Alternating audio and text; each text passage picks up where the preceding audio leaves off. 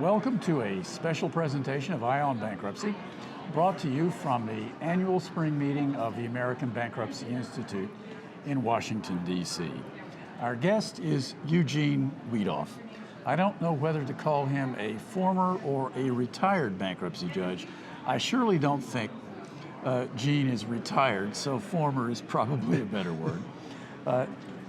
Gene was a bankruptcy judge almost 20 years. No, 30 years.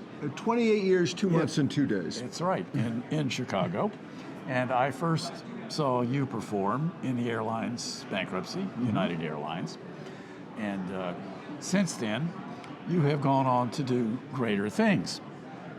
But before being a bankruptcy judge, Judge Wedoff was a partner and an executive committee member at Jenner & Block, and then the president of the NCBJ, and now, as of this annual spring meeting, the president of the ABI.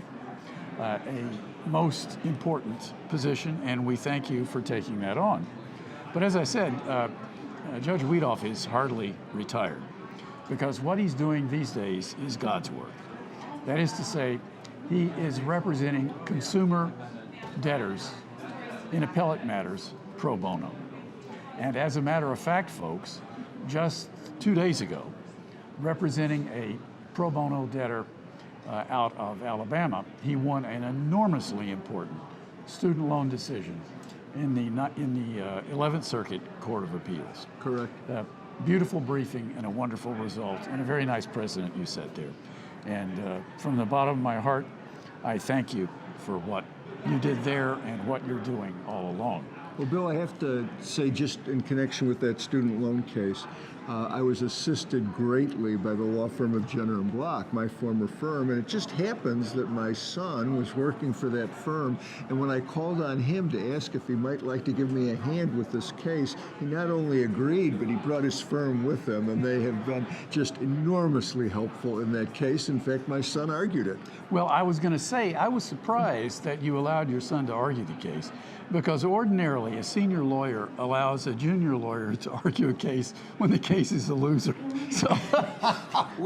So in this event, you allowed your son to argue the case successfully. This is a tradition from that firm. When I was an associate, my senior partner, Jerry Salovey, allowed me to handle a prisoner's civil rights action. The prisoner was a state prisoner, transferred to the federal system in Marion, Illinois, then the highest security prison in the system. Very uncomfortable for him since his state was Hawaii. He wanted to go back to Hawaii. I lost in my panel argument, petitioned for rehearing in bank. It was granted.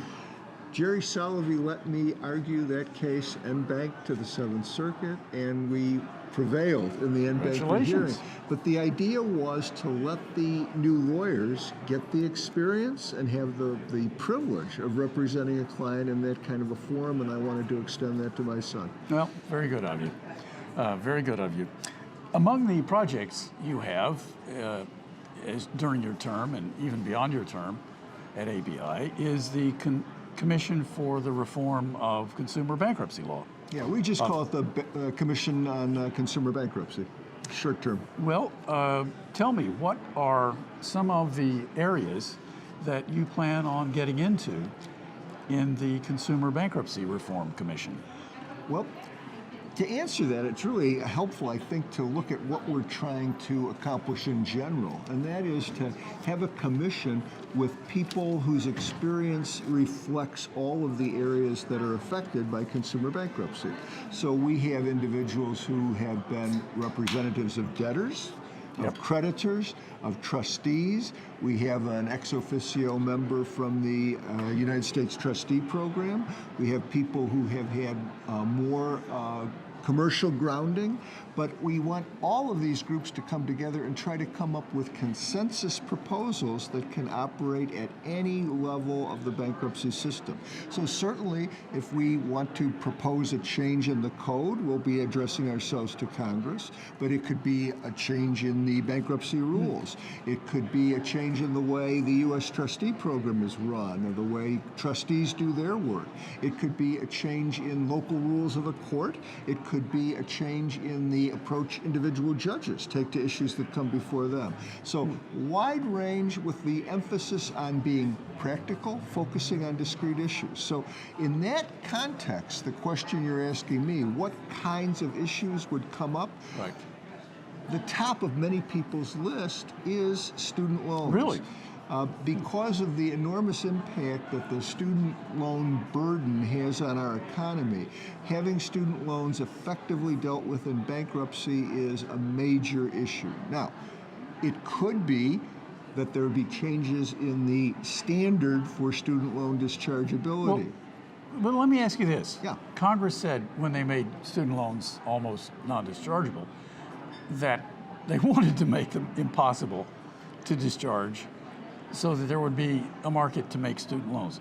So how can you do much, if anything, with student loans when I doubt Congress is going to want to move off the schneid and make them more readily dischargeable? What could you do?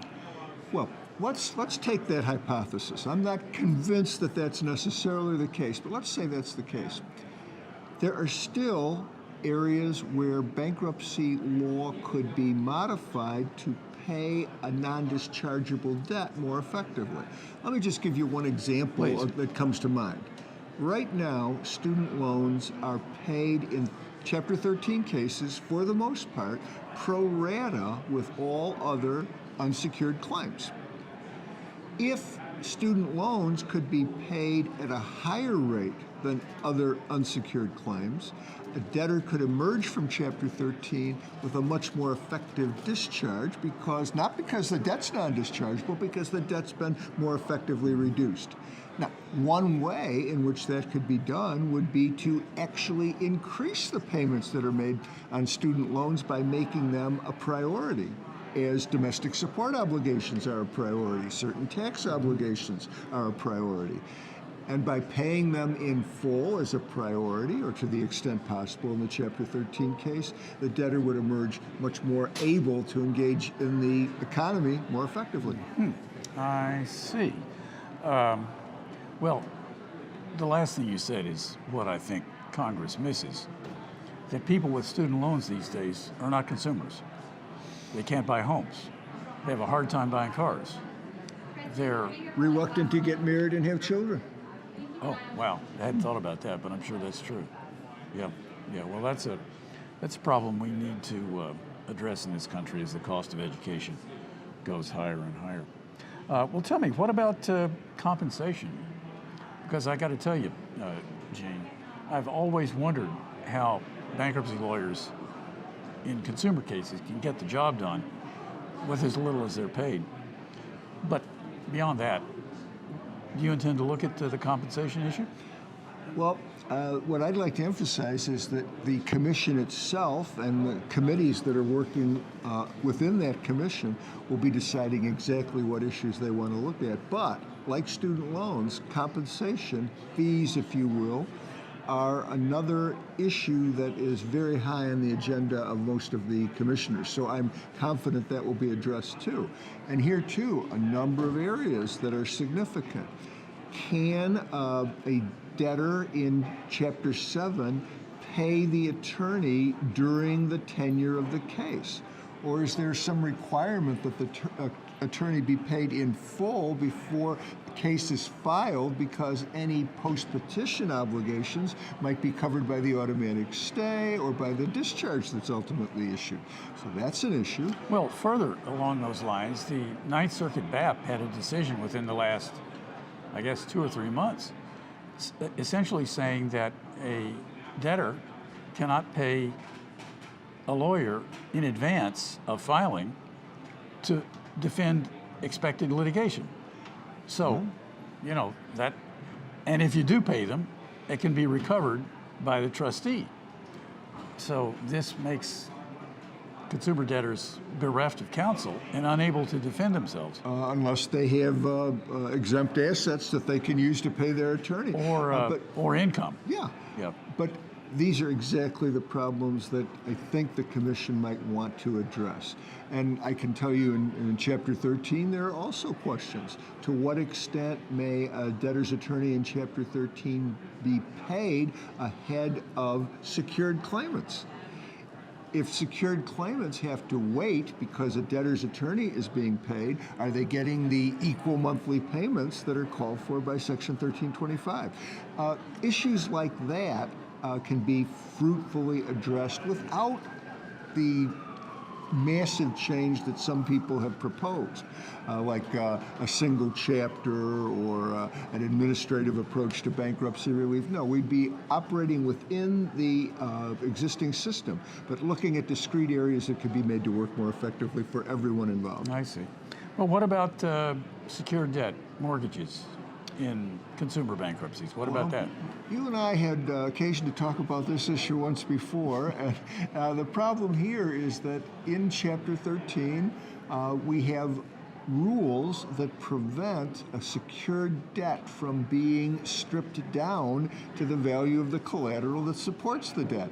Now, that's contrary to what the general rule is in bankruptcy. In Chapter 7, we don't run into that problem very much, but in Chapter 13, as opposed to Chapter 11, where we don't run into it at all, we have this idea that home mortgages and cars that were purchased on a loan within 910 days of the bankruptcy cannot be modified to change the amount of the secured debt. If the debtor wants to keep that collateral, the debtor has to pay the full amount outstanding under applicable non-bankruptcy law. That is an area that, again, if some consensus can be reached for modification, the ability of the debtors to emerge from bankruptcy more effectively would be enhanced. Well, that makes a lot of sense. Well, listen, finally, what about credit counseling? That mucks up a lot of debtors, especially pro se, who don't realize that they should have their credit counseling before they file bankruptcy. That's exactly right. Although some courts have said, the minority, that if you get counseling the same day, it's good, but I don't know if that's good law. But in any event, what about credit counseling? Well, again, we'll look to see what the commission wants to do, but I'll just speak from my personal experience, and that is I have yet to run into a bankruptcy professional, regardless of the entity that professional is representing, who believes that pre-petition credit counseling makes any difference in the number of individuals who want bankruptcy relief. We're talking about individuals who have decided to file bankruptcy, who go to a lawyer or go to a petition preparer or strike out on their own and find out there's this requirement, and it simply becomes a hurdle that needs to be jumped before the bankruptcy case can be filed. Again, that is what I've heard universally, everyone that I've talked to. Now, the price has gone down substantially, and the availability has increased substantially, but it's still a $25, $35, $50 charge at the outset of the case that has very little, if any, impact on the relief that's ultimately obtained. Maybe hard to pay too, by the way, if your credit cards have been cut off. So how are you going to do it? Major problem. Well, listen, folks, this is Eugene Wedoff, and the ABI is particularly blessed at having you deliver the services you're going to give ABI over the next year. Well, I look at the blessings as running in the opposite direction. I've been particularly blessed to have been associated with ABI and have it provide me with the opportunities to learn and to share ideas with great people, and I'm grateful for it. Well, you're nice to say that, but ABI is particularly grateful. Thank you, sir, and good luck this coming year. Thank you, too.